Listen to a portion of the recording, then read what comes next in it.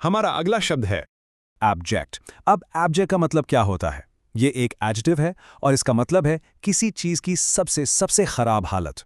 मतलब इतनी बुरी स्थिति जहां ना कोई प्राइड बची हो, ना कोई डिग्निटी। सोच के देखिए, एकदम आखिरी लेवल की आशाहीन स्थिति।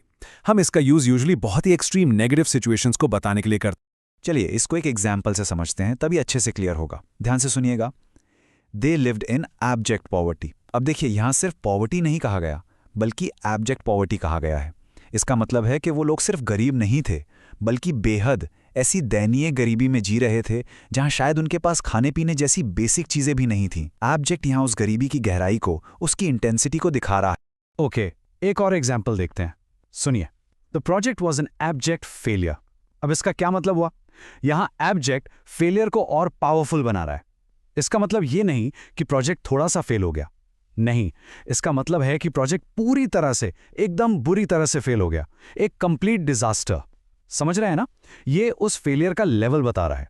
अब एक बहुत ही इंटरेस्टिंग यूज देखते हैं इस वर्ड का। यह हमेशा पॉवर्टी या फेलियर जैसी चीजों के लिए ही यूज नहीं होता। इस सेंटेंस को देखिए, he offered her an abject apology. अब यहां एब्जेक्ट का क्या रोल है? एब्जेक्ट अपॉलॉजी का मतलब है ऐसी माफी जिसमें आप अपना सारा ईगो, सारा घमंड साइड में रख देते हैं। बिल्कुल झुककर पूरी सिंसियरिटी के साथ माफी मांगना, ये एकदम कंप्लीट सरेंडर जैसा।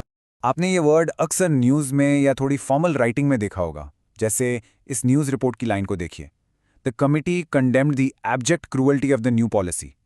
यहाँ एब्जेक्ट क्रूअल्टी का मतलब है हद से ज्यादा निर्दयता, ऐसी क्रूरता जिसकी कोई सीमा ना हो। तो ये शब्द उस पॉलिसी की क्रूअल्टी को बहुत ज्यादा हाईलाइट कर रहा है। तो अब एब्जेक्ट के कुछ सिनोनिम्स देख लेते हैं, यानी ऐसे वर्ड्स जिनका मीनिंग लगभग सेम होता है। ये हैं मिजरेबल, होपलेस, रेचिड और डिग्रेडेड। आप देख सकते हैं इन सभी शब्दों का मतलब बहुत दुखी, आशाहीन या दयनीय ही होता है। ये सब एब्जेक्ट की तरह एक एक्सट्रीम लो स्टेट को ही बताते हैं। ओके, सिनोनिम्स के बाद अब बारी है एंटोनिम्स की, यानी ऑब्जेक्ट के ऑपोजिट वर्ड्स। ये हैं प्राउड, नोबल, एक्सॉल्टेड और कमेंडेबल। इन सब का मतलब है गर्व से भरा हुआ, महान या तारीफ के लायक। तो ये ऑब्जेक्ट की उस गिरी हुई दयनीय स्थिति का एकदम उल्टा है, राइट? तो अब आप एब्जेक्ट का मतलब, उसके एग्जाम्पल्स, सिनोनिम्स और एंटोनिम्स सब जान चुके हैं। अब आपकी बारी है। सोचिए आप इस वर्ड को अपने सेंटेंस में कैसे यूज करेंगे। How would you use the word abject in a sentence of your own? जल्दी से अपना सेंटेंस नीचे कमेंट्स में लिखिए। याद रखिए, प्रैक्टिस करने से ही वर्ड्स याद रहते हैं। जरूर ट्राई